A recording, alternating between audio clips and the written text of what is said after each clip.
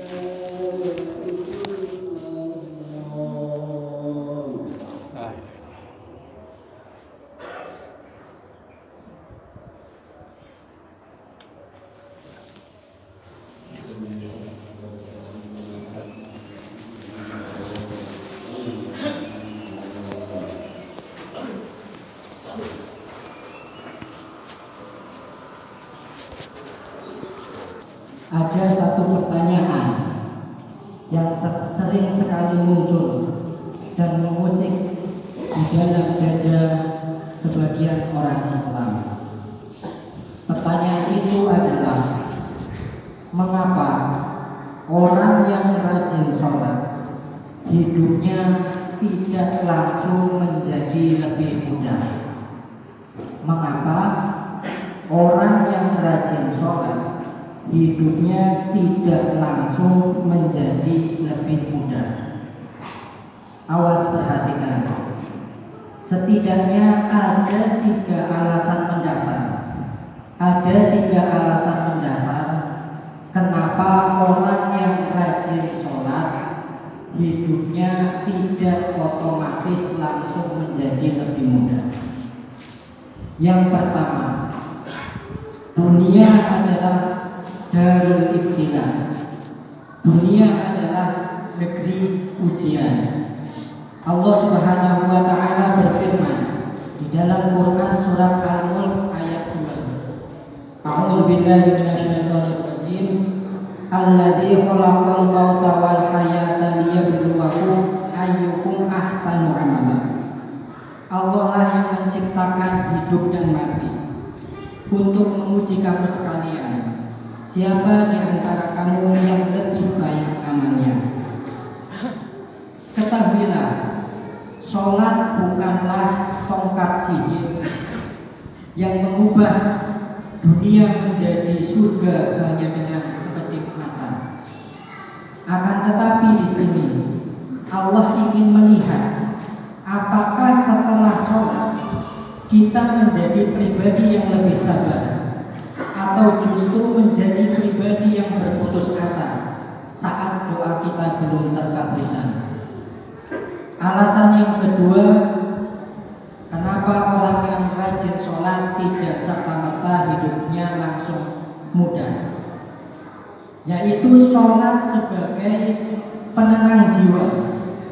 Sholat sebagai penenang jiwa, bukan sebagai penghilang masalah.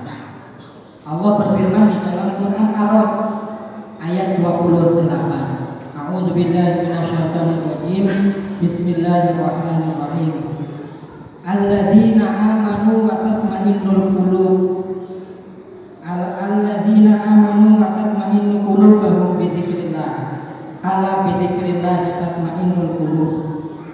Orang-orang yang beriman, hati mereka menjadi tentram dengan mengingat Allah. Ingatlah, hanya dengan mengingat Allah hati menjadi tentram. Dengan kita melaksanakan sholat, mungkin masalah kita tidak langsung hilang. Akan tetapi dengan kita mengerjakan sholat, cara pandang kita terhadap masalah akan berbeda. Yang awalnya kita melihat masalah kita begitu besar, begitu banyak, begitu merepotkan, Tetapi dengan kita sholat, kita akan melihat bahwasanya masalah-masalah yang kita alami begitu kecil karena kita memiliki Allah yang Maha Besar. Alasan yang ketiga, kualitas sholat kita yang perlu dievaluasi. Mari kita jujur pada diri sendiri. Apakah sholat kita sudah benar-benar mencegah dari perbuatan dari perbuatan keji dan munkar? Atau sholat kita hanya sebatas gerakan fisik, sementara hati kita memikirkan dunia? Allah Subhanahu wa taala berfirman di dalam Quran surat Al-Baqarah ayat 45, "Wasta'inu bis-sabri was-shalah wa innaha lakabiratun illa 'alal khashi'in." Bisa jadi pertolongan Allah belum kita rasakan karena sholat kita hanya sebatas gerakan fisik, belum sampai kepada tingkatan khusyuk, atau mungkin kita sudah khusyuk akan tetapi kita belum sabar. Jamaah Jumat rahimakumullah, balasan Allah atas ibadah kita, atas sholat kita seringkali datang dalam bentuk yang tidak terduga. Bisa jadi Allah tidak memudahkan urusan kita sekarang, akan tetapi Allah menghapus dosa-dosa kita yang telah lampau. Bisa jadi Allah menunda kemudahan karena Dia rindu dengan rintihan doa kita sebatas sholat. Bisa jadi Allah sedang menyiapkan sesuatu yang jauh lebih besar dari apa yang kita minta. Bisa jadi Allah akan mengganti kesedihan kita di dunia dengan kebahagiaan kita di akhirat. Jamaah Jumat rahimakumullah, tetaplah sholat, tetaplah istiqomah, tetaplah sabar.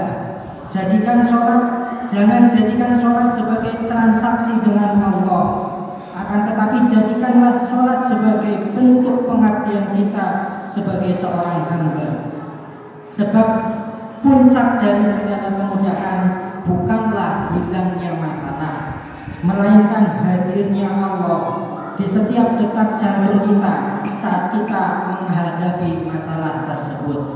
A'udzubillahi minasyaitonirrajim. Bismillahirrahmanirrahim. Wal 'asri innal insana lafi khusrin illa alladziina aamanu wa 'amilus shalihaati wa tawassaw bil haqqi wa tawassaw bis sabr. Barakallahu li wa lakum fil Qur'anil 'azim wa nafa'ani wa iyyakum bima fihi minal ayati wal dzikril hakim wa taqabbalallahu minna wa minkum tilawatahu